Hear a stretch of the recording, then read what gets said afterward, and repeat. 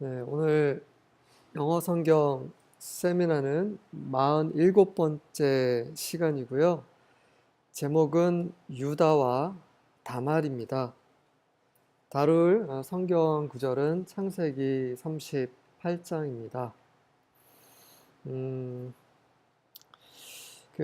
오늘 38장은 제가 카톡 메시지도 보내드렸는데요. 굉장히 생뚱맞은 쟁이처럼 보이기도 하는 그런 장인데요. 요셉이 팔려가고 계속해서 요셉이 이제 이집트에서 어떻게 사는지에 대해서 이어지는 게 가장 자연스러운 문맥인데, 그 초점이 다시 이제 요셉에서 잠깐 멈춰서 유다에게로 가고 있습니다. 그 이유에 대해서는 우리가 이제 성경을 살펴보시면서 확인하실 수 있을 것 같고요. 시작하기 전에 그 마태복음에 있는 족보를 하나 먼저 확인해 보도록 하겠습니다. 마태복음 1장 3절입니다. 마태복음 1장 3절입니다.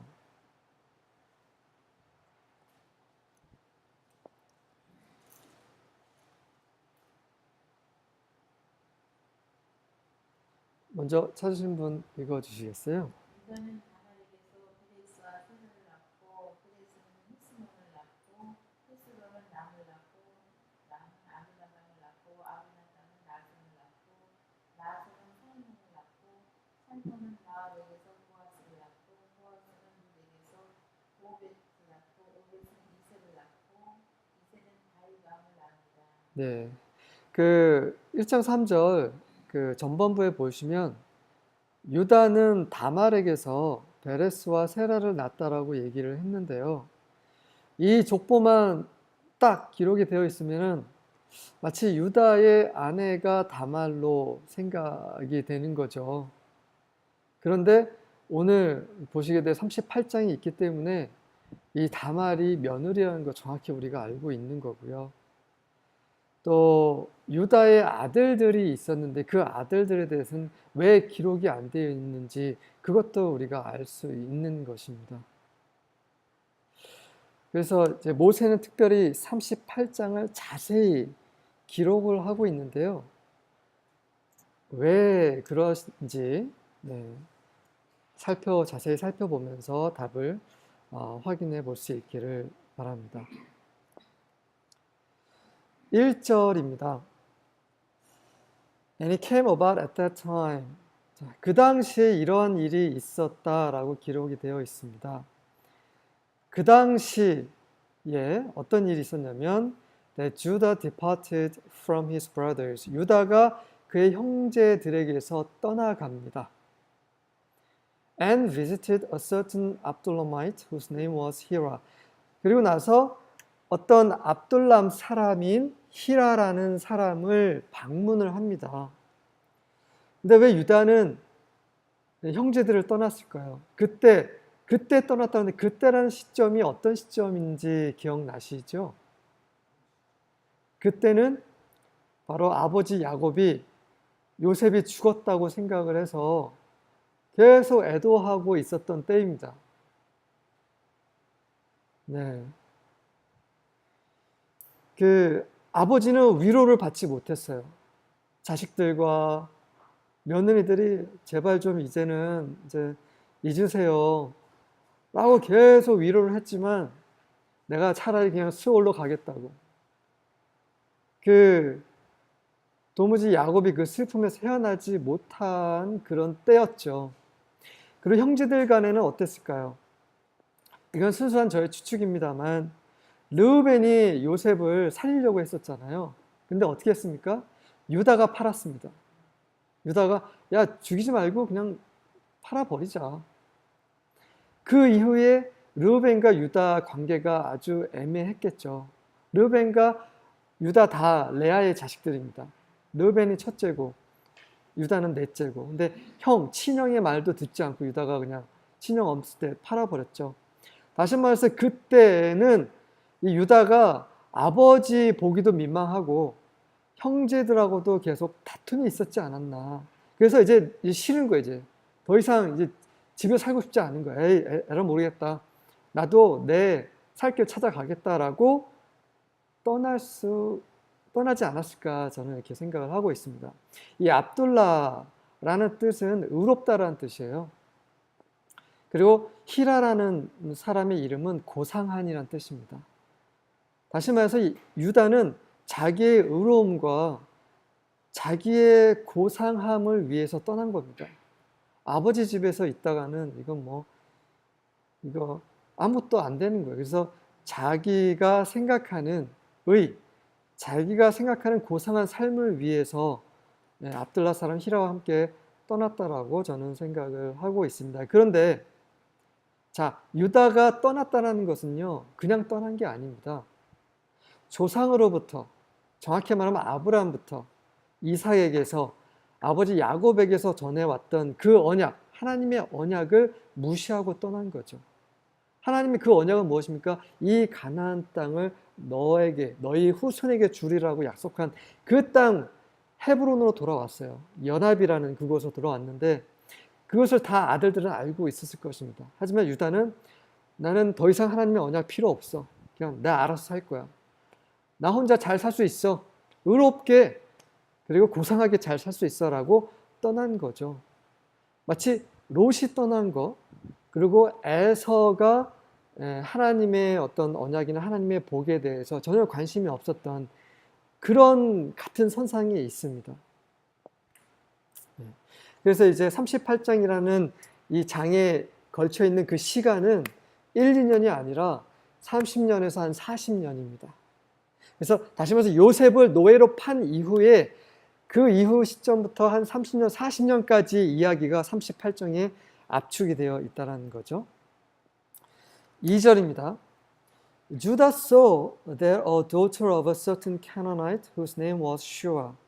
자, 유다가 보기에 슈아라고 하는 어떤 가나안 사람의 딸을 보았고요. And he took her and went into her. 그녀를 취해서 그녀와 동침합니다. 결혼했다는 건데 이 결혼한 사람, 그러니까 사돈이죠. 사돈은 가나안 사람이었어요.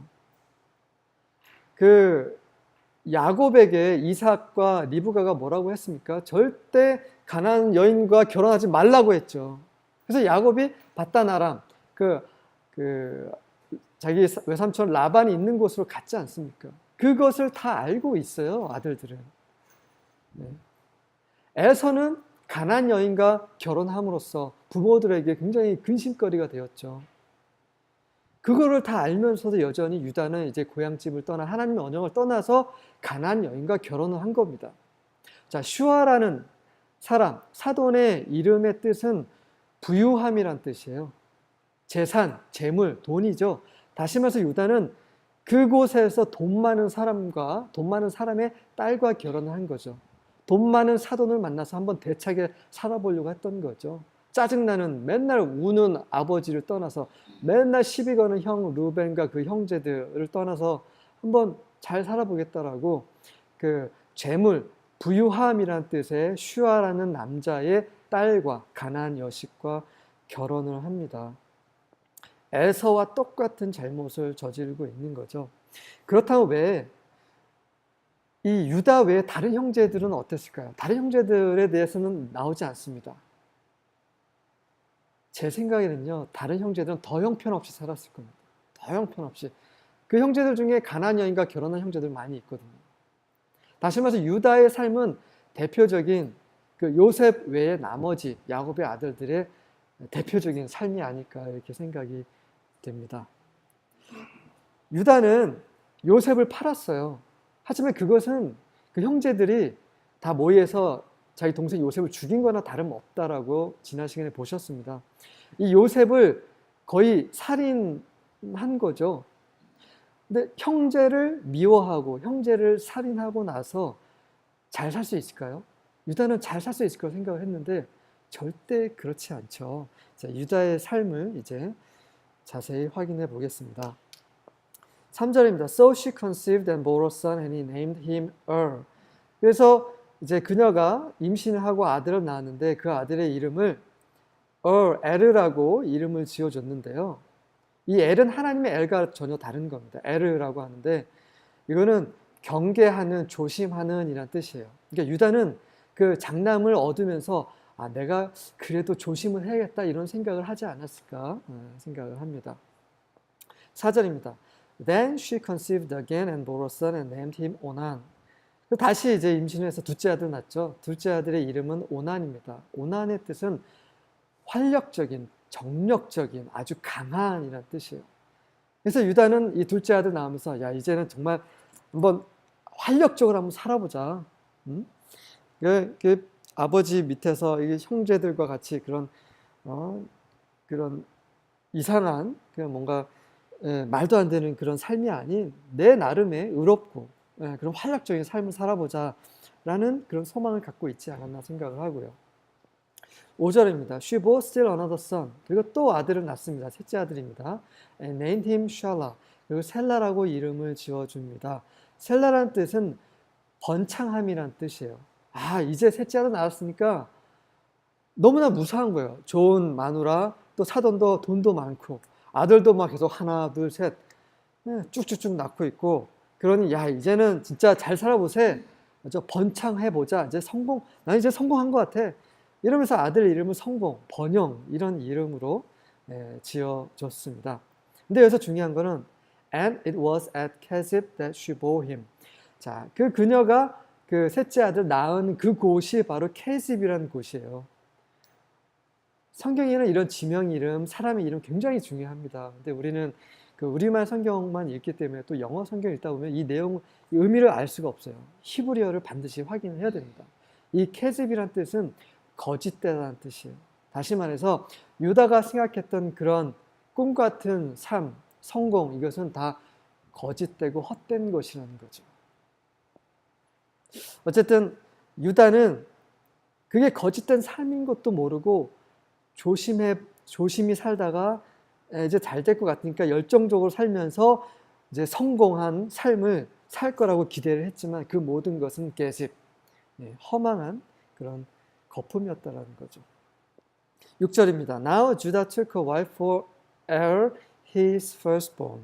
자, 그래서 이제 장남이 이제 장성했죠. 한 30대 정도 되지 않았을까요? 그래서 이제 그 장남을 위해서 아내를 취하고 and her name was Tamar. 그래서 그 여인의 이름이 다말입니다. 다말은 palm tree, 그 야자나무예요. 여러분 야자나무 보셨으면 굉장히 울창합니다. 잎이 굉장히 크고 굉장히 풍성하거든요. 그래서 성경 제가 대신 읽어드리겠습니다. 성경 시편 92편 12절과 13절에 보면 92편 12절과 13절에 보면 의로운 자는 마치 야자나무처럼 번창할 것이다 라는 말이 나옵니다.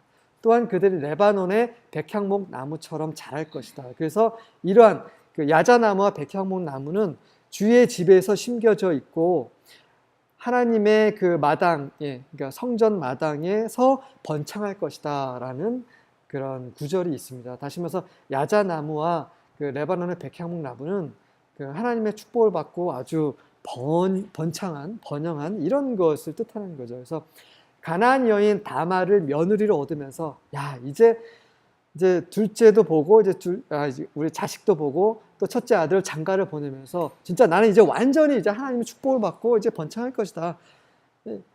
이런 생각을 했겠죠. 그래서 며느리 다말을 그렇게 며느리로 받아들인 겁니다. 이제 이때부터 이제 꼬이기 시작하죠. 7절입니다. But Judah's firstborn was evil in the sight of Yahweh. 하지만 유다의 장남인 에르는 여호와 보시기에 악했습니다. So Yahweh took his life. 그래서 여호와께서 그의 생명을 가져가셨습니다. 하나님을 잘 모르는 사람들은 이 구절을 읽으면서 하나님 어떻게 이러실 수 있지? 사랑이 하나님인데? 하나님 잔인하시다. 이렇게 말할 수도 있을 것 같아요. 하지만 이제 우리 모두는 다 하나님 어떤 분이신지 다 알고 계시지 않습니까? 하나님은 굉장히 잘 참으세요. 웬만한 일을 다 참으십니다. 그 깊이가 우리가 헤아릴 수 없는 그 깊은 그 인내심을 가지고 계시죠. 우리가 상상할 수 없는 그런 인내심을 가지고 계신 그 하나님께서 에르를 죽이셨다는 것은 에르는 정말 보통 악한 사람이 아니었다는 거죠. 이 소돔과 고모라 때도 그랬고 노아 홍수 때도 그랬고 이 세상이 너무 악했기 때문에 그 소돔 고모라 사람이 악했기 때문에 하나님이 심판하신 거죠. 에르도 정확하게 언급이 되지 않았지만 그는 너무 악했기 때문에 하나님께서 그를 죽이셨습니다. 그래서 유다는 어리둥절을 했을 거예요. 왜 그럴까? 왜 내 장남이 죽어야 했을까? 이유를 몰랐을 거예요. 그 이유는 모르지만 하나 유다가 깨달은 것이 있었을 것입니다. 무엇이겠습니까? 바로 아버지의 마음이죠. 야곱이 자기가 정말 사랑하는 요셉이 죽었다라는 사실로 더 이상 위로를 받기를 거절했죠. 아, 아버지의 마음이 그런 마음이었구나 라고 드디어 유다가 이해했을 것이라 생각이 되고요. 여기서 끝나지 않습니다. 유다는 정말 잘 살 거라고 생각했어요. 근데 하나님은 그대로 내버려 두시지 않으시죠. 8절입니다. Then Judah said to Onan, 유다가 이제 둘째 아들 오난에게 이런 말을 합니다. Go into your brother's wife. 너희 형수에게 들어가라. 형수와 동침하라는 거죠. And perform your duty as a brother-in-law to her. 그래서 그 아우로서의 너의 의무를 그녀에게, 너희 형수에게 다 하도록 하라. And 그 아우로서의 그 의무는 뭐냐면 raise up offspring for your brother. 너의 형을 위한 그런 자손을 세우는 일이다라는 거죠. 대를 이으라는 것입니다. 그 형이 결혼했지만 그 자손 없이 죽었습니다. 그러니까 대가 끊어지는 거죠. 이 성경은 대를 잇는 것을 굉장히 중요하게 생각을 합니다. 얼마나 중요한지 이 부분은 같이 한번 성경 구절을 살펴보겠습니다. 신명기 25장입니다. 신명기 25장 5절과 6절입니다. 형제들이 함께 사는데 그중 하나가 죽고 아들이 없거든 그 죽은 자의 아내는 나가서 타인에게 시집가지 말 것이요 그의 남편의 형제가 그에게로 들어가서 그를 맞이하여 아내로 삼아 그의 남편의 형제 된 의무를 그에게 다 행할 것이요 그 여인이 낳은 첫 아들이 그를 죽은 형제의 이름을 있게 하여 그 이름이 이스라엘 중에서 끊어지지 않게 할 것입니다. 네, 그 아우가 형이 아들 없이 자식 없이 죽었을 경우에 아우가 그 형수와 결혼한 내용에 대해서 다시 법으로 지금 언급이 되어 있는 거거든요. 그런데 그 목적은 바로 맨 마지막에 읽으신 부분에 있습니다. 그의 이름이 이스라엘에서 지워지지 않게 하는 것이 목적입니다. 네, 그의 이름이 지워져서는 안 되는 거죠. 그렇다면 그의 이름이 이스라엘에서 지워지지 않는 의미는 무엇인가? 그것이 룻에 있습니다. 룻기입니다. 룻기 4장입니다. 룻기 4장 5절입니다.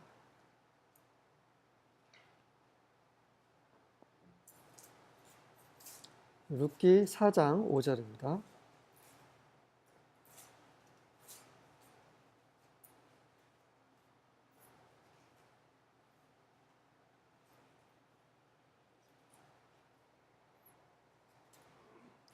룻기 4장 5절입니다.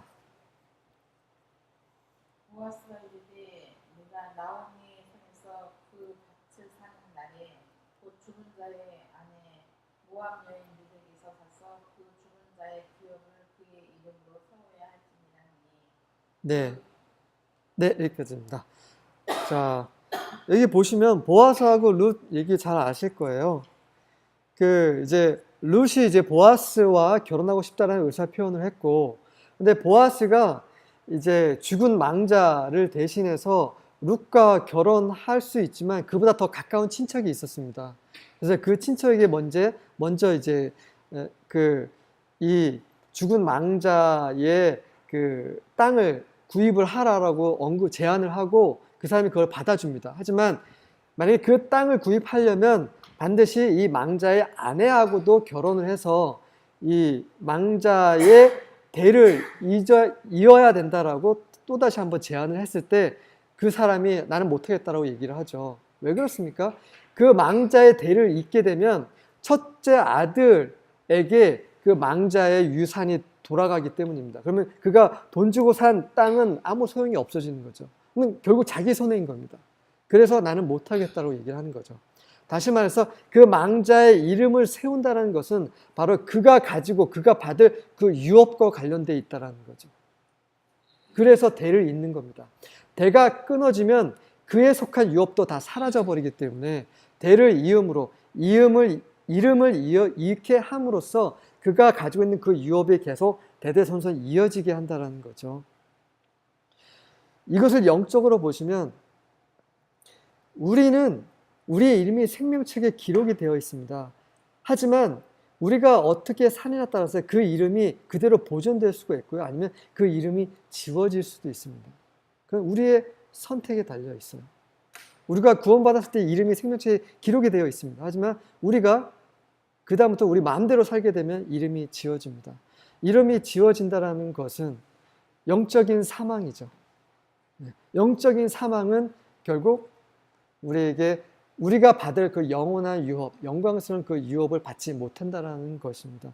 그래서 성경에서는 이 대를 잇는 것, 이름이 지워지지 않는 것, 그 기록에서 이것을 굉장히 중요하게 생각합니다. 이게 바로 유업과 관련되어 있기 때문입니다. 그래서 지금 신명기, 이거는 율법이잖아요. 모세가 다시 한번 율법을 그 이스라엘 백성들에게 알려주는 거고, 하지만 이 율법은 이미 창세기에 이미 기록이 되어 있어요. 이미 법으로 규정이 되기 전부터 이미 사람들은 이 법을 알고 있었다는 것입니다. 우리에게 양심이 있죠. 우리는 하나님의 법을, 율법을 공부를 하지 않았더라도 살인은 잘못된 거, 부모를 치는 것도 잘못된 거, 훔치는 것 잘못된 거 다 알고 있습니다.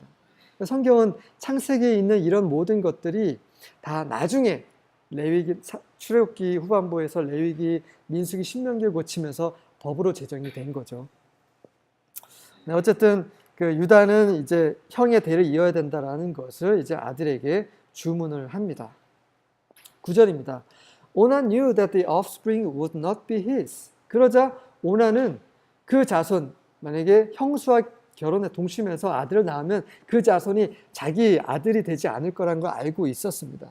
그래서 when he went into his brother's wife, 그의 형수와 동침할 때에 he wasted his seed on the ground. 그 땅에 자기 씨를 쏟아냈어요.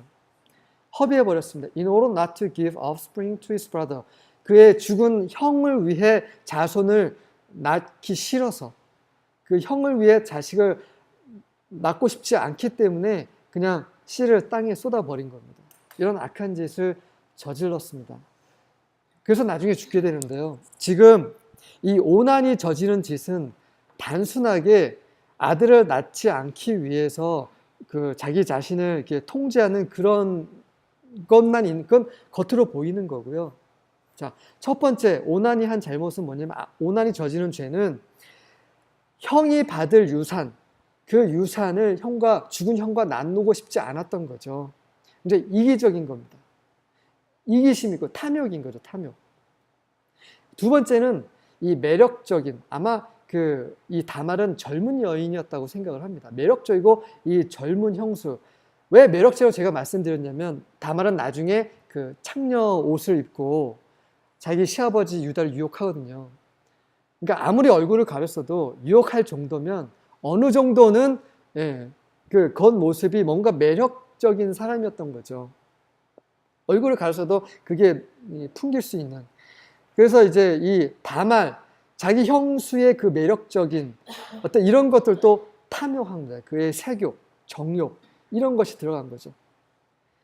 그 마음의 동기가 너무 악했다는 거예요. 다시 정리하면 그는 형의 재산을, 형의 유업을 도둑질한 겁니다. 그리고 형수를 간음한 거죠. 형수와 결혼한 게 아니라 결혼해서 죽은 형을 위한 자식을 낳아주는 게 아니라 그냥 자기의 어떤 그 쾌락을 채우는 그런 도구로 형수를 이용해버린 거죠. 그리고 형수에게, 그리고 자기 아버지에게 거짓말을 한 겁니다. 그리고 자기 아버지를 업신여긴 거죠. 도둑질, 간음, 거짓말, 부모를 업신여김. 이 대부분이 다 십계명에 들어가 있는 내용들. 이것을 십계명의 여러 가지를 다 이 하나의 행동으로 다 어기게 된 거죠. 이것을 하나님은 너무나 악하다라고 규정을 하시는 것입니다. 10절입니다. But what he did was displeasing in the sight of Yehovah. 그가 한 짓이 여호와가 보시기에 너무 악했죠. So he took his life also. 그래서 그의 생명까지도 가져가셨습니다. 하나님은 정말 두려운 하나님이시죠. 그래서 우리는 그분이 우리의 생사를 주관하고 계시다는 것을 늘 기억하면서 살아야 될 필요가 있습니다. 지금 이 짧은 장면이지만 이것이 성경에 두 군데에 언급이 되어 있습니다. 제가 대신 읽겠습니다. 창세기 46장 12절. 창세기 46장 12절에 뭐라 언급되어 있냐면 유다의 아들들이 있는데 유다의 아들들은 에르와 오난과 셜라와 페레스와 제라다 하는데 에라와 오난은 가나안 땅에서 죽었더라 라고 나옵니다. 유다의 아들들은 총 5명이에요. 3명은 유다와 그 본처가 낳은 자식이고요. 그 다음에 나중에 베레스와 제라는 자기 며느리와 동심에서 낳은 자식들인 거죠. 하지만 성경 46장 12절에는 이 에르와 오난은 가나안에서 죽었다라고 언급이 되어 있고요. 그다음에 민수기 26장 19절에도 동일하게 나옵니다. 민수기 26장 19절에도 유다의 아들들 에르와 오난이 있는데 그들은 가나안 땅에서 죽었더라라고 나옵니다. 이 두 번 언급된 건 무엇입니까? 강조하시는 거죠. 하나님은 이들의 악을 참으실 수 없었던 것입니다. 그래서 심판하셨죠. 이것을 두 번 성경에 언급된 것은 기억하라는 거죠. 우리가 행하는 악에 대해서 하나님은 반드시 심판하십니다. 11절입니다. Then Judah said to his daughter-in-law Tamar. 자, 이쯤 돼서 유다는 무슨 생각을 했겠습니까? 첫째 아들 그 에리가 죽었을 때는 왜 그렇지라고 생각을 했겠죠. 그 다음에 그래서 오난을 형수와 동침하게 했더니 둘째 아들까지 죽은 거예요. 그러자 유다가 생각한 건 그겁니다. 아, 다말에게 문제가 있구만. 그러니까 모든 것을 다말에게 뒤집어 쓰는 거예요. 이게 아주 무서운 여자야, 이 여자. 이렇게 생각을 했던 거죠. 그래서 유다가 며느리 다말에게 이런 말을 합니다. Remain a widow in your father's house. 너의 아버지 친정에 가서 그냥 그 과부로 계속 살아라. 언제까지요? Until my son Shelah grows up. 내 아들 샬라가 자랄 때까지. 따라서 첫째 아들, 둘째 아들과 샬라의 나이 차이가 좀 많이 났어요. 제가 봤을 때는 최소한 10년은 차이가 나지 않았을까 싶습니다. 그래서 한 10대, 샬라는 아직 10대인 거예요. 한 10대 한 중반 정도? 그러니까 아직 결혼하기엔 좀 어리니까 한 조금 자랄 때까지 좀 기다려다오라고 했는데 이 말은 거짓말입니다. For he thought, 이렇게 말한 이유는 그가 생각했기 때문에 어떤 생각을 했냐면 I'm afraid that he too may die like his brothers. 그가, 이 샬라 또한 그의 형들처럼 죽을까 두려워하노라 라고 기록이 되어 있어요. 그래서 이 두 아들들이 죽은 것은 다 다말 때문이라고 생각을 한 겁니다. So Tamar went and lived in her father's house. 그래서 타말은 시아버지의 말씀에 순종해서 친정으로 돌아간 거죠. 유다는 지금 무지한 상태인 거예요. 하나님의 언약을 떠나서 아비 집을 떠나서 가나안 사람과 섞이면서 그 자기의 그런 그 큰아버지 엘서의 그런 실수를 반복하면서 하나님의 임재로부터 벗어나면서 그런 이제 무지 속에서 이제 살고 있는 거죠. 그 아들들이 죽는 이유에 대해서 도저히 지금 아무것도 모르고 있는 상황인 겁니다. 그리고 오히려 이제 며느리를 모함하고 며느리에게 거짓말을 하고 며느리를 속이게 된 거죠. 네. 그리고 또 이 유다의 속셈은 또 이런 것이 있습니다. 젊은 며느리 다말이 친정에 보내게 되면 그 주위에 아는 사람들이 있을 거 아니에요. 옛날 동료들 같이 자랐던 그 남자들. 그때는 그냥 친구였는데 이제는 남자로 그 남자들은 혹시나 재혼할 수도 있고요. 아니면 그들과 불륜을 저지를 수 있는 것입니다. 그런 기회를 틈타서 나중에 내칠 명분을 한번 잡아볼까 이런 생각도 했겠죠. 이것이 바로 하나님의 언약을 떠난 자의 생각이고 판단인 겁니다. 그래서 우리는 하나님의 임재에서 벗어나면 벗어날수록 그분의 말씀에서 벗어나고 또 기도 생활에서 벗어나면 벗어날수록 우리는 이런 악한 생각에 사로잡히게 된다는 거죠. 다말이 그 시아버지의 이런 이상한 행동에 대해서 저는 눈치챘을 거라 생각을 합니다. 성경에 기록되지 않지만 하지만 시아버지의 말씀이기 때문에 순종하고 다말은 떠납니다. 12절입니다. Now after a considerable time, Shua's daughter, the wife of Judah, died. 그리고 이제 어느 정도 시간이 흘렀어요. 많은 시간이 흐른 이후에 유다의 아내, 즉 슈아의 딸 유다의 아내까지 죽습니다. 그러니까 유다는 정말 고향을 떠나서 정말 대차게 살아보고 싶었는데 아들 둘 다 죽죠. 그래서 며느리는 친정으로 보내죠. 그 다음에 또 아내까지 죽습니다. 완전히 좀 집안이 풍지박살 나고 있어요. 이게 하나님을 떠난 자의 그 모습인 거죠. 자, 이러면서 유다는 또 무엇을 이해했겠습니까? 자식 요셉을 잃은 아버지를 이해했을 뿐만 아니라 사랑하는 아내 라헬을 잃은 아버지 야곱을 또 이해했겠죠. 아버지가 그렇게 사랑하셨던 그 라헬이 죽었을 때 그렇게 슬퍼하셨구나라는 것을 유다도 지금 깨달은 거죠. 또 그 라헬의 장남이 요셉도 죽었지 않습니까? 그래서 내가 정말 우리 형제들이 아버지께 너무 몹쓸 짓을 했구나 이런 생각을 또 깨달은 거죠. 그러니까 본인이 그런 것을 통과하지 못하면 상대방의 아픔, 상처, 자기가 저지른 일을 깨닫지 못하는 거죠. 하나님 그래서 유다에게 그런 과정을 다 지금 겪게 하고 계시는 것입니다. And when the time of mourning was ended. 그래서 이제 그가 애도하는 시간이 끝났어요. 한참을 애도했겠죠. 죽은 아내를 위해서. Judah went up to his shearers at Timnah. 그래서 그는 딥나라는 곳에서 그의 양을 그 털을 깎는 자들에게 올라갔습니다. He and his friend Hira the Abdullamite. 그가 이제 다시 그의 친구 히라가 등장합니다. 압둘라 사람 그의 친구 히라와 함께 그 양의 털을 깎는 사람들에게 갑니다. 자, 이게 무슨 행동이냐면 이 딥나라는 뜻은 영토란 뜻입니다. 영토. 다시 말해서 아들들 죽었죠. 며느리 다 보냈죠. 자기 사랑하는 아내까지 죽었죠. 그 슬픔에서 이제 극복하고 다시 일어나서 내가 다시 한번 나의 영역을 한번 넓혀보겠다고 하는 거죠. 그래서 자기 양들이 있는 곳으로 간 겁니다. 그때 동반한 사람이 또한 히라죠. 자기의 그리고 고상한 삶을 또다시 한번 새 출발을 하겠다라고 좀 나선 겁니다. 여전히 지금 배우지 못하고 있는 거예요, 유다는. 13절입니다. It was told to Tamar. 그러자 이제 다말에게 이런 말이 들리죠. Behold, your father-in-law is going up to Timnah to shear his sheep. 자네 그 시아버지가 딥나로 올라가고 계시는데 그의 양이 털을 깎으려고 딥나로 올라가고 계시네. 라고 그 다말에게 이런 소식을 전합니다. 자, 이 말을 듣고 며느리 다말의 반응은 무엇이었겠습니까? 지금 한참 흘렀습니다. 10년 이상 흘렀겠죠. 이제는 이 샬라가 장성했고 이제 약속을 지킬 때가 이미 많이 지났습니다. 그럼에도 불구하고 시아버지는 그 약속을 지키고 있지 않았죠. 다말은 이를 갈고 있었을 겁니다. 그래서 마침 이제 시아버지가 이제 가까이 오고 있다는 소식을 듣고 복수하려고 하는 거죠.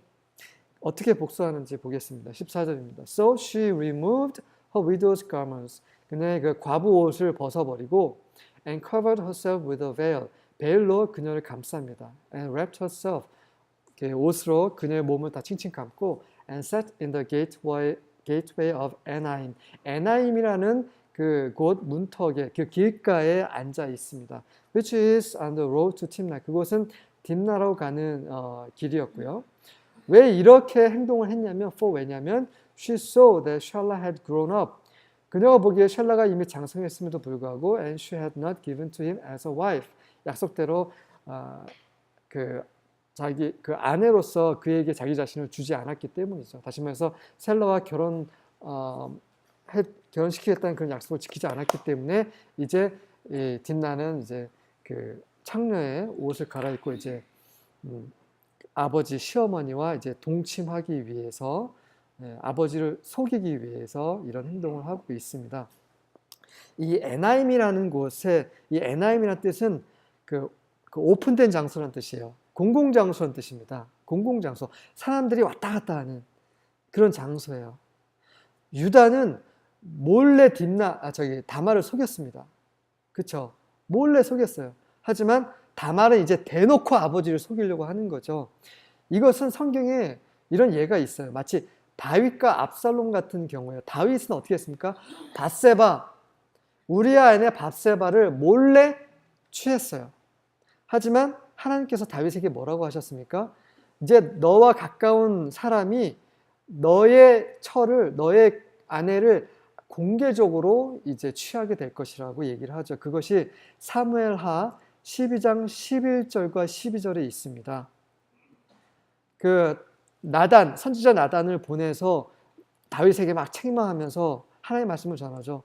그 너와 가까운 사람이 너의 아내들을 아주 사람들이 보는 앞에서 이게 취하게 될 것이라고.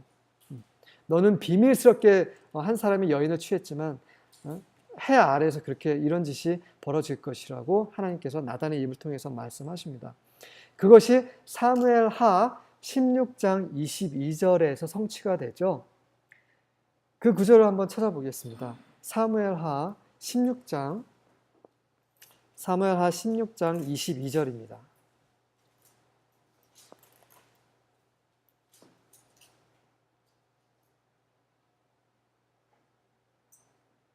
사람들이 압살롬을 위하여 옥상에 장막을 치니 압살롬이 온 이스라엘 무리 눈앞에서 그의 아버지 후궁들과 더불어 동침합니다. 네, 압살롬이 이제 그 반역을 했죠. 그래서 다윗이 도망갔습니다. 그리고 다윗이 도망가면서 다윗의 첩 10명을 그 다윗성에 그대로 두었거든요. 그 10명을 그 대낮에 지붕 위에 텐트를 쳐놓고 압살롬이 대놓고 취한 사건이 벌어졌죠. 지금 유다와 다말의 그 일도 지금 그런 상황입니다. 유다는 아주 비밀스럽게 다말에게 얘야 내가 약속할 테니 가 있어라 이렇게 해놓고 그 다음에 약속을 안 지켰고 다말은 이제 대놓고 에나임이라는 그 오픈된 공개된 장소에서 이제 대놓고 이제 창녀짓을 하는 거죠. 그러니까 우리는 작은 죄를 짓잖아요. 하나님은 그보다 더 큰 심판을 우리에게 가하십니다. 더 큰 슬픔, 더 큰 상처를 주시는 거죠. 15절입니다. When Judah saw her, 유다가 그녀를 보니 he thought she was a harlot. 그 창녀로 보이는 거죠. For she had covered her face. 얼굴을 가렸기 때문입니다. 유다는 이제 자유인이에요. 왜냐하면 아내가 죽었기 때문에. 그래서 아내가 없습니다. 아내와 사별하면 다시 재혼할 수 있어요. 하지만 재혼할 수 있는 것이지 창녀와 동침하는 거하고는 별개의 문제인 건데 유다는 이제 그의 부도덕성이 좀 드러난 거죠. 근데 이 창녀는 보통 창녀가 아닙니다. 그냥 생활을 위해서 몸을 파는 여인이 아니고요. 그 우상 숭배자입니다. 그 우상을 숭배하는 그 사제라고 하나 여사제입니다. 나중에 나옵니다. 그래서 다시 말해서 유다는 우상 숭배와 관련되는 일에도 전혀 서슴지 않고 지금 달려들고 있는 거죠. 그러니까 요셉과 예수님을 예표하는 요셉과 그 12 나머지 아들들을 대표하는 그 유다는 너무나 다릅니다. 너무나 달라요. 하나님은 일부러 이렇게 대조적인 인물 두 사람을 이렇게 대조시키시고 계시는 겁니다. 16절입니다. So he turned aside to her by the road. 그래서 잠시 이제 길가로 가서 이제 이런 말을 합니다. Here now, let me come into you. 자, 내가 너랑 동침을 하고 싶다. For she did not know that she was his daughter-in-law.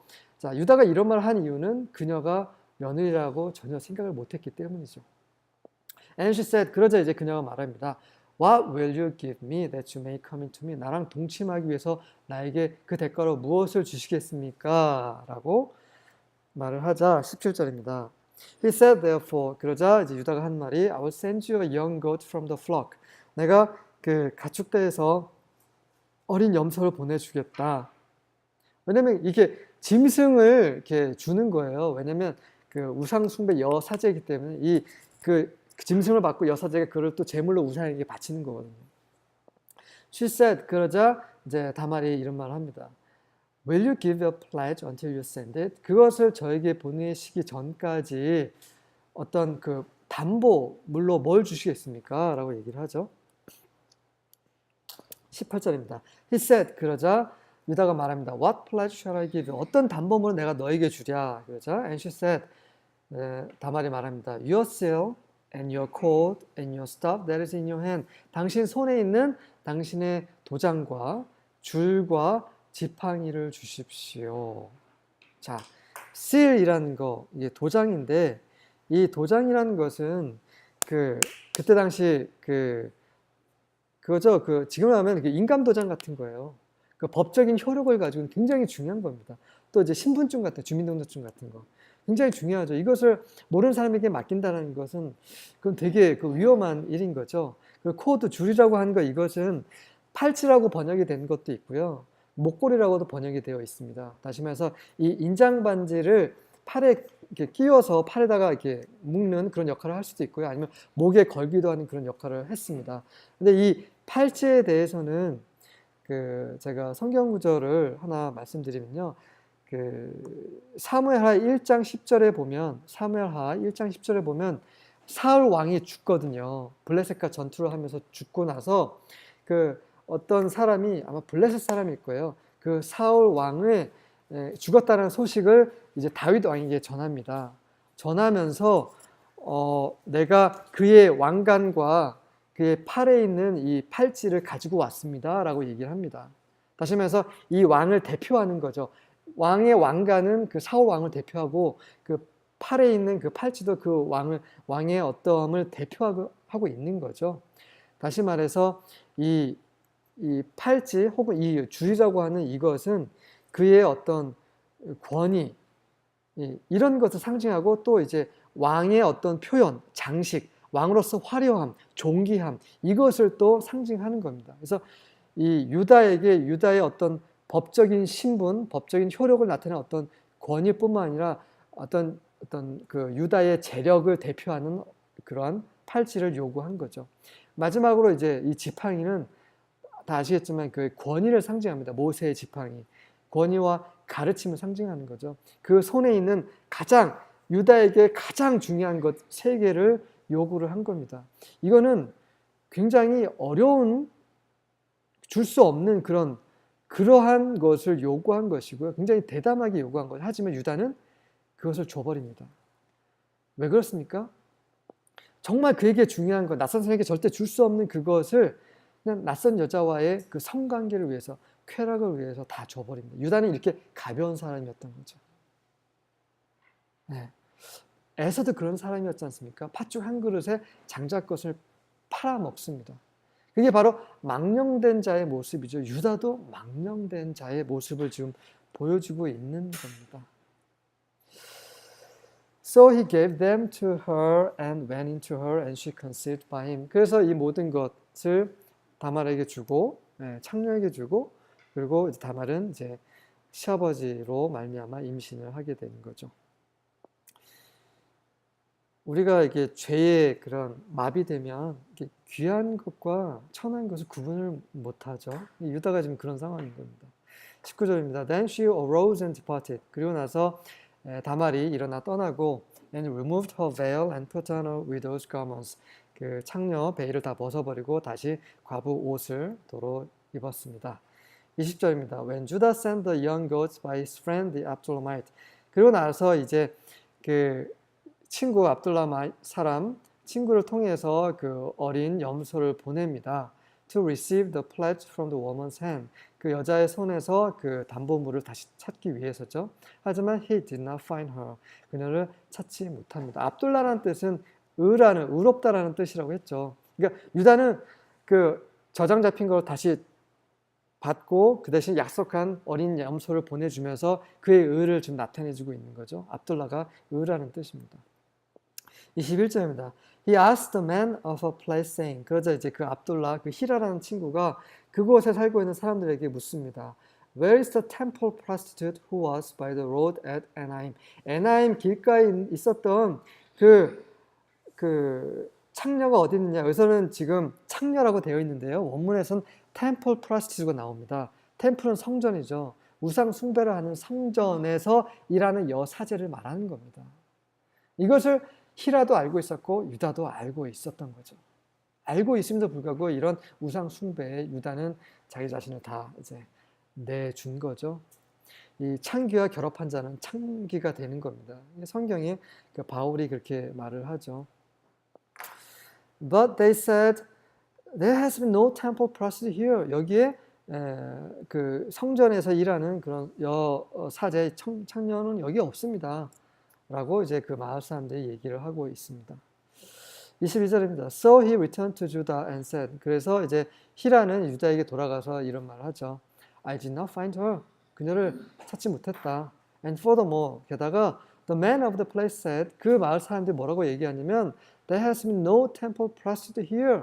이곳에는 그 성전에서 일하는 그런 우상 숭배자 창녀가 없다라고 얘기를 하더라라고 전합니다. 23절입니다. Then Judah said. 그러자 유다가 말합니다. Let her keep them. 그냥 갖도록 그냥 내버려 두자. Otherwise, 그렇지 않다면 우리가 계속 그녀를 찾아다닌다면 will become a laughing stock. 우리가 조롱거리가 될 것이다. After all, 결국 I sent this young goat. 나는 이 어린 염소를 보냈고 약속대로. But you did not find her. 그리고 너는 그녀를 찾지 못한 것이다. 우리가 약속을 안 지키려고 한 것이 아니라 결국 그녀를 찾을 수 없어서 우리가 줄 수 없는 것이니까 이제 그만하자라고 얘기를 합니다. 근데 이 말을 자세히 들어보면 계속 그녀를 찾다가들은 조롱거리가 된다라고 유다가 자신의 입으로 말을 했어요. 다시 말해서 유다는 본인이 조롱받을 짓을 했다는 것을 지금 스스로의 입으로 시인한 겁니다. 이 교회 생활하다가 하나님 교회를 떠난 사람들이요. 하나님을 믿는 그 신앙생활하다 그 신앙을 저버린 사람들은 알고 있습니다. 그들이 하는 그런 삶이 어떤 삶인지 알고 있습니다. 그들이 하는 짓이 조롱의 대상이 된다는 것을 알고 있으면서도 그렇게 하는 거죠. 유다가 그런 모습을 우리에게 좀 보여주고 있습니다. 24절입니다. Now it was about 3 months later that Judah was informed. 그러자 이제 이런 일이 있는 이후에 3개월이라는 시간이 흘렀고 유다에게 이런 말이 들렸습니다. Your daughter-in-law Tamar has played the harlot. 당신 며느리 다말이 창녀짓을 했고 And behold, 보시오, she is also with child by harlotry. 그 창녀짓으로 임신까지 했어. 그러자 됐다. 이제 드디어 올 게 왔구나 라고 해서 Then Judah said. 유다가 이런 말입니다. Bring her out. 그녀를 끄집어내고 And let her be burned. 불태워 죽여버려라. 이제 드디어 잡은 거죠. 내가 내 막내 아들 샬라를 안 준 게 너무 다행스러워. 속으로 이렇게 막 할렐루야를 외쳤을 거예요. 드디어 이제 이 젊은 이 며느리가 일을 저질렀구나. 이렇게 얘기를 한 거죠. 네. 지금 그 레위기에는 이런 법이 있어요. 레위기 21장 9절입니다. 21장 9절에 어떤 얘기가 있냐면 어떤 제사장의 딸이 이런 창녀짓을 저지름으로 그녀와 그녀 아버지를 더럽혔을 경우에 그녀는 화형에 처할 것이다 라고 기록이 되어 있습니다. 율법책에 이렇게 기록이 되어 있어요. 다시 말해서 창녀짓을 해서 그러니까 제사장의 딸이 창녀짓을 해서 자기와 자기 아버지 제사장 직분을 더럽히면 화형에 처합니다. 자, 이 말이 율법에 기록되기 전에 창세기에 이미 유다는 불살라 죽이라고 얘기를 합니다. 왜 그렇습니까? 아까도 말씀드렸다시피 이 성경에는 하나님의 율법이 있기 전부터 그 법이 사람들 속에 있었던 거죠. 그것이 나중에 법으로 제정이 됩니다. 근데 이렇게 레위기의 법으로 딱 이렇게 명시가 됐음에도 불구하고 이스라엘 사람들은 이런 창녀짓을 저질렀어요. 이것이 어디에 나오냐면 에스겔에 나옵니다. 요거는 하나 찾아보겠습니다. 에스겔입니다. 에스겔 16장입니다. 에스겔 16장 25절입니다.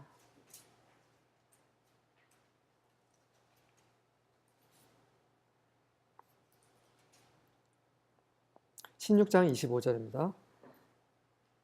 내가 높은 데를 모든 길 어귀에 쌓고 내 아름다움을 가증하게 하여 모든 지나가는 자에게 다리를 벌려 심히 운행하고. 네, 그렇죠. 그 이스라엘을 가리켜서 이렇게 하는 말입니다. 너희가 높은 곳에 그렇죠? 올라가서 그 제단을 쌓고 그곳에서 가증스러운 저질렀는데 지나가는 사람들께 다리를 벌려가지고 창녀짓을 저질렀다고 이스라엘에게 말합니다.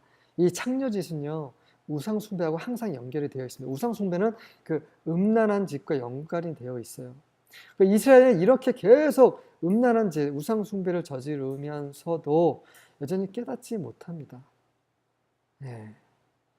안타까운 일이죠.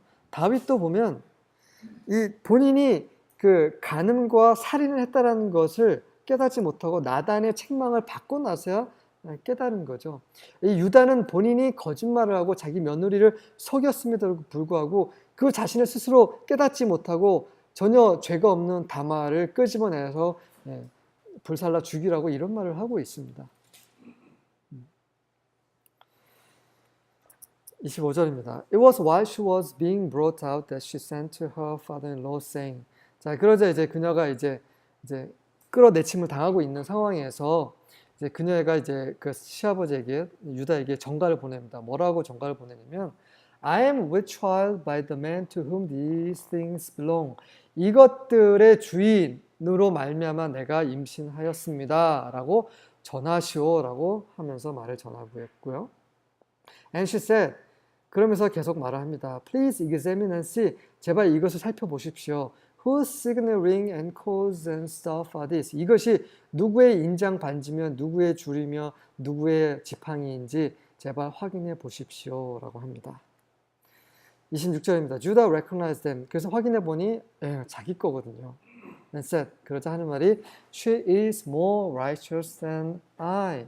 그녀는 나보다 더 의롭다. Inasmuch as I did not give her to my son Shelah. 왜냐하면 내가 그녀에게 내 아들 셜라를 주지 않은 만큼 그녀는 나보다 더 의롭다라고 말을 합니다. 지금 유다가 무슨 말을 하고 있습니까? 다말은 의롭다라고 얘기를 해요. 그 대신 그 기준은 자기 자신이다. 자기 자신보다 더 의롭다고 얘기해요. 자, 이 말은 다말의 행위가 자기 시아버지를 속이고 시아버지하고 동침한 이 행위가 의롭다라는 얘기가 절대 아닙니다. 유다가 한 말은 나보다 더 옳다라고 얘기를 하고 있는 거죠. 다말의 행위는 정당화될 수 없습니다. 하지만 유다보다 더 낫습니다. 왜 그렇습니까? 유다는 아내와 사별해서 재혼할 수 있습니다. 다말 또한 마찬가지예요. 다말도 첫째 남편 에르가 죽었기 때문에 다시 재혼할 수 있어요. 그리고 둘째 남편 오난도 남편 행세만 했지 남편 역할을 안 하고 또 죽었습니다. 그래서 다시 말해서 다말도 지금 자유인이에요. 유다도 자유인입니다. 법적으로는 두 사람이 결혼한 거 아무 상관없어요. 왜냐면 둘 다 남남이거든요. 법적으로는. 하지만 중요한 건 뭐냐면 유다는 다말을 계속 며느리로 두었던 거죠. 너 친정에 가 있어. 내 셋째가 자라면 너한테 줄게. 너한테 장가 보내줄게. 라고 약속을 했기 때문에 여전히 유다는 다말을 자기 며느리로 묶어둔 거죠. 하지만 유다는 다말과 약속했던 그 약속을 지키지 않았습니다. 그렇죠. 그래서 이 다말은 시아버지께서 약속을 안 지키셨기 때문에 제가 이렇게 행동하겠습니다라는 거죠. 결국 시작은 유다가 했다는 거죠. 그래서 유다는 내가 이 셋째 아들 약속한 셋째 아들 주지 않았기 때문에 그것 때문에 내 며느리 다말이 네가 나보다 더 의롭다라고 얘기를 한 거죠. 다말의 행동이 의로운 것이 아니라 유다보다 의롭다라는 거죠. 다말을 더 이상 며느리로 취급하지 않고 며느리로 존중하지 않았기 때문에 다말도 이제 유다를 시아버지로 존중하지 않은 거죠. 자, 이렇게 해서 이 베라와 세라 쌍둥이를 낳게 되죠. And he did not have relations with her again. 그리고 더 이상 유다는 다말과 동침하지 않습니다. 유다의 아내하고도 사별했고 다말도 자기 남편들과 사별했기 때문에 둘 다 자연이고 둘 다 이제 결혼할 수 있어요. 법적으로는 그렇지만 유다는 그녀와 더 이상 동침하지 않습니다. 이것은 무슨 뜻입니까? 유다가 회개했다라는 거죠. 자기의 잘못을 인정했다라는 것입니다. 더 이상 잘못을 더 이상 하고 싶지 않다라는 거죠. 다윗도 마찬가지예요. 다윗과 밧세바를 간음하고 우리아를 전쟁터에서 젠 앞에 나가게 함으로써 죽게 함으로써 이런 것을 나중에 나단을 통해서 알게 됨으로써 회개를 하죠. 그래서 낳은 자식이 누굽니까? 솔로몬이죠. 솔로몬은 바로 예수 그리스도를 예표하는 또 하나의 인물이죠. 자, 그래서 이 유다의 회개를 통해서 누가 나옵니까? 바로 베레스가 나오죠. 바로 베레스는 또 예수 그리스도의 예표입니다. 계속 보시겠습니다. 그래서 하나님은 사람의 회개를 통해서 역사하십니다. 27절입니다. It came about at that time she was giving birth. 자, 그래서 다말이 이제 출산하게 됐을 때, that behold, 보니 there was twins in her womb. 그의 몸속에 쌍둥이가 있었죠. 이 쌍태는 하나님의 특별한 섭리예요. 에서와 야곱도 마찬가지죠. 에서 야곱이 쌍둥이로 몸속에 있을 때 어떤 일이 벌어졌습니까? 야곱이 에서의 발꿈치를 잡고 막 먼저 나가겠다고 막 했죠. 이거는 우리 자연적인 그런 쌍둥이 그 임신했을 때 일어나는 일이 아닙니다. 절대로. 그러니까 하나님께서 이렇게 하신 거죠. 마찬가지로 지금 다말이 쌍둥이를 쌍둥이를 지금 출산하고 있는 상황에서 이것도 지금 그 보통 상황이 아닌 거죠. 하나님께서 지금 개입을 하고 계신 겁니다. 야곱, 이 둘째가 이제 첫째가 된 것처럼 마찬가지로 베레스 둘째가 이제 첫째가 되는 이제 그 보시겠습니다. 28절입니다. Moreover, it took place while she was giving birth. 게다가 그녀가 이제 출산할 때에 one put out a hand. 보니 손이 하나가 나온 거예요. 네. And the midwife took and tied the scarlet thread on his hand. 그래서 그 손에다가 빨간색 줄로 묶었습니다. 그래서 하는 말이 This one came out first. 이 아이가 먼저 나왔다. 지금 상황이 어떤 상황이냐면 아기가 나올 때는 머리부터 나오지 않습니까? 근데 이 산파가 보면서 머리가 나왔을 거예요. 나왔는데 이제 나온다 싶었는데 머리가 갑자기 쑥 들어간 거죠. 뭐야 하면서 머리가 들어가면서 다시 손이 나오는 겁니다. 다시 한번 산파가 봤을 때 직감적으로 지금 이 아이가 지금 나오려다 지금 못 나오고 있구나. 다시 들어가고 있구나. 무슨 이유인지 들어가고 있어서 급하게 이제 빨간 실로 묶은 거죠. 자, 말도 안 되는 상황이 지금 막 벌어지고 있는 건데 다시 말해서 베레스가 안에서 세라를 잡아당긴 거예요. 동생이 자기가 먼저 태어나겠다고. 자, 처음에 첫째는 이제 그 세라죠. 이 세라의 손에 빨간 줄을 묶습니다. 이 빨간 줄은 빨간색은 우리의 죄를 뜻해요. 그 어디죠? 이사야인가 이사야 1장인가 제 기억이 맞는지 모르겠습니다만 너희 죄가 그 진홍같이 붉을지라도 양털처럼 깨끗하게 해줄 거라는 이런 말씀을 하시죠. 우리 죄가 진홍같이 붉을지라도 죄는 그 붉은색과 이게 연관이 되어 있습니다. 그래서 심판도 이제 붉은색, 빨간색으로 언급이 되죠. 그래서 그분이 우리의 죄를 대신 피를 흘리셨고, 네, 그래서 이 첫째 사람 아담은 그 죄로 태어났죠. 죄로 물들어 버렸습니다. 하지만 두 번째 나온 베레스는 이제 예수 그리스도를 예표하는데 바로 둘째 사람, 그분이 이제 이 첫 사람 아담보다 나중에 나오시지만 그렇지만 첫째가 되시죠. 온 만물의 으뜸이 되십니다. 이제 그것을 이제 보여주고 있는 그림입니다. 29절입니다. But it came about as he drew back his hand. 이제 그 세라의 손이 쭉 들어갑니다. That behold, 보니 his brother came out. 그의 동생이 이제 나온 거죠. Then she said, What a breach you have made for yourself. 아니 도대체 너는 무슨 짓을 저질렀냐? 그 여기서 정확히 말하면 breach라는 것은 터트리다는 거, 위반이라는 뜻이에요. 어겼다라는 거죠. 자연의 순리, 섭리를 어겼다는 거. 너는 어떤 위반을 했느냐라고 지금 산파가 얘기를 합니다. 그래서 so he was named Perez. 그의 이름이 Perez, 베레스가 되는데 베레스라는 것은 그 법을 어기다라는 뜻이죠. 위반하다, 그리고 터트리다라는 뜻입니다. 터져 나오다라는 뜻이죠. 솔로몬도 다윗의 죄에 대한 회개로 얻은 자식인 것처럼 이제 예수 그리스도 둘째 사람 아담께서는 이제 그 첫째 사람 아담을 제끼고 그 사망에서 이제 쭉 그 사망을 깨트리고 깨트리고 터트리시고 나오셨죠. 그것을 지금 보여주고 있는 그림입니다. 마지막 30절입니다. Afterwards, his brother came out who had the scarlet thread on his hand. 그 손에 이제 빨간 실을 가지고 있는 이제 그 형이 이제 나오게 되고, and he was named Zerah. 그의 이름은 제라입니다. 제라는 말은 동이 트다라는 뜻입니다. 새벽이 오다라는 뜻이죠. 다시 말해서 예수님께서 이제 먼저 나오시고 이제 그분이 세상의 으뜸이 되시고 그 다음에 예수님의 발자취를 따를 때 이제 새벽 빛이 동이 튼다라는 어떤 그림을 보여주고 있다라고 보여집니다. 자, 여기까지 저 마지막까지 했는데요. 제가 성경 그 한 군데 고린도전서를 보면서 마무리를 하겠습니다. 그 오늘 보신 창세기 38장에 요약된 성경을 저는 이제 고린도전서 15장이라고 생각을 했습니다. 고린도전서 15장 45절부터 50절입니다. 45절부터 50절입니다. 다 같이 읽어보도록 하겠습니다. 찾으셨습니까? 15장 45절부터 50절입니다. 성경에 첫사람 아담은 산 존재가 되었다라고 쓰여 있으나 마지막 아담인 그리스도는 생명을 주시는 영이 되셨습니다. 그러나 영적인 것보다 육적인 것이 먼저 왔으며 그 다음에 영적인 것이 왔습니다. 첫사람 아담은 땅에서 흙으로 빚어졌지만 둘째 사람 예수님은 하늘에서 오셨습니다. 흙에 속한 사람들은 흙으로 만들어진 아담과 같고 하늘에 속한 사람들은 하늘에서 오신 그리스도와 같습니다. 우리가 지금은 흙으로 빚은 사람의 몸을 지니고 있으나 언젠가는 하늘에서 오신 그리스도와 같은 몸을 갖게 될 것입니다.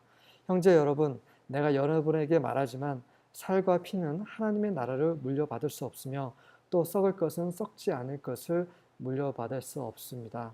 제가 현대인의 성경을 찾아봤는데요. 이 현대인의 성경이 지금 원문에 가장 가깝게 이 부분을 번역을 했더라고요. 자, 제가 이제 그 카톡에 드렸던 그 질문, 그리고 처음에 시작하기 전에 드렸던 질문을 다시 드리겠습니다. 왜 37장과 39절에 생뚱맞게 요셉 얘기를 하다가 갑자기 유다 얘기를 하게 됐는지, 그 이유가 무엇인가에 대한 이제 답을 드리겠습니다. 그 요셉은 그 예수 그리스도를 예표한다고 말씀을 드렸고요. 근데 예수 그리스도께서 오시는 그 배경이 바로 38장입니다. 38장이라는 배경이 필요하신 거죠. 그 배경은 어떤 배경입니까? 바로 유다가 하나님을 떠나서 탕자가 되는 배경이죠.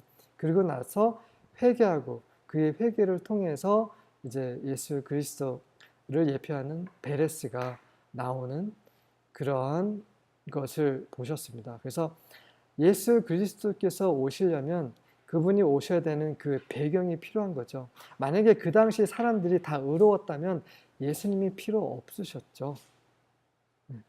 방금 읽으신 15장에 보시면 그 첫사람 아담이 먼저 존재했기 때문에 그 첫사람 아담, 그 선악과를 선택한 그 아담의 족속들이란 배경이 있기 때문에 둘째 사람 그리스도께서 생명 주시는 영이 되신 겁니다. 그래서 항상 이 영적인 것이 먼저가 아니라 육적인 것이 먼저고 땅에 속한 것이 먼저고 그 다음에 하늘에 속한 것이 옵니다. 썩을 것이 먼저 오고 썩지 않는 것이 그 다음에 오는 것입니다. 이것이 바로 하나님의 원칙입니다. 예수 그리스도는 그렇게 역사를 하신 거죠. 그래서 우리가 앞으로 계속 보게 될 예수 그리스도의 예표인 요셉이 어떤 배경 속에서 나오는지 그 그림을 계속 보여주고 있는데, 이것은 다만 그 요셉과 유다의 어떤 그런 대조적인 그런 그림의 뿐만 아니라 성경 전반에 다 나와 있습니다. 아담과 그리스도가 지금 고린도전서 15장에 언급이 되었죠. 네. 가인과 아벨도, 가인 체제지만 아벨이 하나님께 인정을 받았죠. 또 르우벤과 요셉, 르우벤이 야곱의 장자였지만 요셉이 장자권을 받습니다. 또 세레와 베레스, 마찬가지로 세레가 먼저 그 장자지만 베레스가 장자권을 받죠. 베레스가 바로 그리스도 예수의 조상이 되죠. 또 요셉의 아들이 므낫세와 에브라임이 있지만 므낫세를 제치고 에브라임이 장자가 됩니다. 그래서 야곱이 말년에 손을 이렇게 교차하고 축복을 하죠. 또 모세와 여호수아 있습니다. 모세는 가나안에 들어가지 못했지만 여호수아가 가나안에 들어가게 해죠. 또 엘리야, 사무엘도 있습니다. 엘리는 하나님으로부터 심판을 받죠. 엘리와 엘리 자식들. 하지만 사무엘이 제사장으로 섭니다. 또 이스라엘 초대왕 사울은 하나님부터 버림받지만 둘째 왕 다윗이 또 서게 되죠. 다윗은 바로 예수 그리스도의 또 하나의 아주 강한 그런 가장 중요한 그 예표이죠. 또 율법이 먼저 오고 그다음에 율법이 하나님 앞에서 의롭게 할 수 없음을 확인한 그런 배경 속에서 은혜를 가져오시는 바로 예수 그리스도가 나오시는 겁니다. 행위가 먼저 있고 율법의 행위가 먼저고 행위로서는 하나님 앞에 의로울 수밖에 없기 때문에 그 다음에 믿음이 나오는 거죠. 예루살렘은 하나님께 순종하지 못했기 때문에 새 예루살렘이 언급이 나오는 겁니다. 이스라엘은 하나님께 배역했기 때문에 심판을 받았고 거기서 교회가 나오는 거죠. 옛 창조는 다 끝나고 새 창조가 나오고 옛 사람은 끝나고 새 사람이 나오는 것입니다. 그래서 하나님의 역사는 이렇게 됩니다. 그분의 은혜가 은혜되게 하시기 위해서 우리가 얼마나 죄인인 것을 드러내고 우리가 아무것도 할 수 없는 그 배경을 깔아놓으시고 거기에서 구원자이신 요셉, 예수 그리스도, 다윗이 나온 것입니다. 그래서 창세기 38장의 그 정에 딱 삽입이 된 것은 하나님께서 구원자를 보내시는 그 배경에 대해서 우리 보고 깨달으라고 하신 거로 결론을 지었습니다. 수고하셨습니다.